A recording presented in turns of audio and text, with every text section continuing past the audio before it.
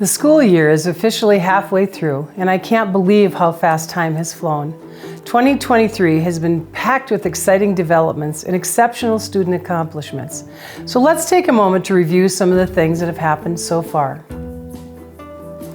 This summer, Windsor High School student Aiden Lacey won the high school bass fishing state championship, and Severance High welcomed students back with their annual Friday Night Lights football scrimmage. In October, 9 students from Severance High and 1 student from Windsor High were recognized by the College Board National Recognition Program. First grade students at Tozer Primary collected more than 2,500 items of food for the Windsor Severance Food Pantry. The Windsor High cheer team won the NCAC League and rocked the mat co-ed competition. Several Severance High agricultural and FFA students helped local farmers at Sunrise Farm save their pumpkins from the frost. And Grandview Elementary celebrated Red Ribbon Week from October 22nd to 26th. That's a week promoting students to stay drug-free.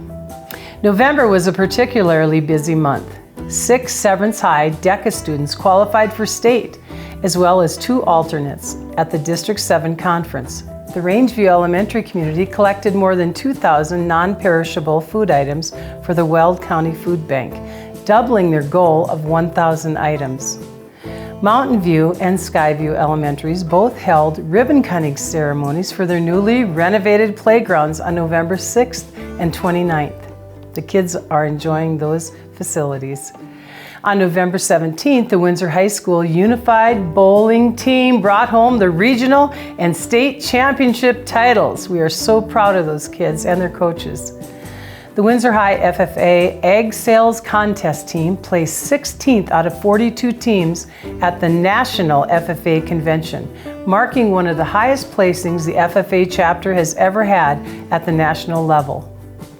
Beginning in December, Grandview Elementary kicked off their Adopt a Grandparent program, which creates an opportunity for our community's seniors and students to connect and learn from one another. 5 Windsor High students had the honor of performing with the Colorado All-State Choir this year. Congrats to Leah Gilmore, Alex Rudd, Opal Schlesselman, Tyler Eddington, and Owen Burnett. 4 Severance Middle School 8th graders, Selenka Jean Paul, Kendall Flores, Bentley Christensen, and Liam Godbold were also selected for the 2024 Colorado Middle School All-State Choir.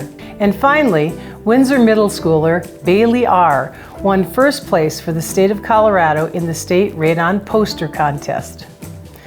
The talent, drive, and abilities of our students across the district never cease to amaze me. From art and performance to athletics to clubs and academics, Weld RE-4 students push themselves and each other to achieve their goals. I would especially like to thank our staff for their dedication and passion they pour into our schools every day. Their efforts to achieve our vision to engage, educate, and empower our students have been clearly displayed this semester. At the district level, we continue to make progress on our 2022 bond initiatives. Some major milestones have included breaking ground on our 2 new elementary schools and our future middle school, replacing the turf field at Windsor High School and upgrading our security and PA systems. With construction and design underway, let's sit down with our Chief Operations Officer, Mike McCullough, for an update. Thank you for tuning in today. I'd like to welcome our COO, Mike McCullough. If you've attended any of this year's board meetings, you will recognize him from his monthly bond update presentations, which is exactly what we're going to do here today. Welcome, Mr. McCullough. Thank you for having me. Absolutely. Our voters graciously passed the 2022 bond in November of last year. And what was the process behind assessing our needs, proposing the bond, and ultimately passing it? Well, it really started with working through the long-range planning committee. We've taken input from community members on the needs and the desires of the community. We've put together quite a few committees dealing with the bond process. We have a bond oversight committee. Can you just briefly explain what we do there? Well, the bond oversight committee was assembled in order to hear updates, regular updates from the district on the execution of the bond, as well as the finances and all the money movement that goes around the bond. And we meet quarterly with those folks. What about the Long Range Planning Committee? So this is a committee that we have put together to hear the community voice on what they see as the best long-term path for the district. They help us plan not just capacities of schools, but locations. Tell us about the Boundary Committee. I know you did a lot of work with our Boundary Committee. We met with the Boundary Committee in June through November, over 13 meetings with this committee, several public sessions, several public input opportunities, and on November 13th we took the committee recommendation to the board for the 2024 elementary boundaries and the 2025 middle school boundaries. Awesome. And I just want to shout out to thank you to that Boundary Committee. We had some just wonderful people doing some really hard work. So I know that many people are excited, and myself included, about the new schools being built. And can you give us a progress update for these projects? I know we have the Peakview site, which now is Hollister Lake Elementary. So the Hollister Lake Elementary, we are about 50% complete with our construction. We are sticking to a June 15th substantial completion date. And what that means is, we can allow staff in, we can allow furniture movers to come in and start working on getting that campus ready for students in August. Next we have Orchard Hill. So Orchard Hill is following right behind Hollister Lake Elementary, and we anticipate that being open in September, early September. With that said, we will be working with some of our community entities to try to get in sooner to get things ready for students in August. We also have another exciting school that we're building, and that is the middle school, the new middle school. Can you tell us what the progress on that is? That school is cruising. We have our north and south parking lots in. We are working on the foundations right now, and this great weather this fall has really helped with the schedule, and so we do anticipate opening this campus in June or July of 2025. Because of the bond, we have some projects that are already complete. And if you're a Windsor High School football fan, you might recognize one of these projects. So the first project we actually kicked off on this bond was the Windsor High School turf replacement. The existing turf was 13 years old. Not in great shape for our student athletes. This summer we tore up the old field and put a new, very high-end technical field down, concussion pads. The days of black rubber pellets are going away, and so we decided to take the leap. We're actually infilled that field with a wood chip that actually cools the field by about 30 degrees on a hot summer day. Something that we take very seriously at Weld RE-4 is the safety and security of our children and our teachers, our staff members. And I know that we have money in our bond that was passed, I believe $7.1 million, that was dedicated to safety and security. Can you kind of tell me where we're at on that? Certainly. So as a part of that $7.1 million, we told the voters that we'd like to go back and replace our access control systems, our PA systems, and our camera systems in our existing campuses. These projects were kicked off in May of 2023, and we've made great progress. A lot of the existing infrastructure and cameras, controllers, and PAs have been replaced, and we anticipate we'll have all that wrapped up by this coming summer. And our Tozer school, which is one of the oldest schools in our district, had an issue with their kitchen floor. We did. So as old as that campus is, we had some drainage problems, some pipes leaking underneath the slab of the kitchen, which caused some heaving. So we made the decision that we needed to tear the floor out, make the repairs, and replace the floor. At the same time, our food service department put some additional funds in to replace all the equipment in the kitchen, and so it was really a refresh for that campus, that kitchen. We also have the Severance Middle School Classroom Edition.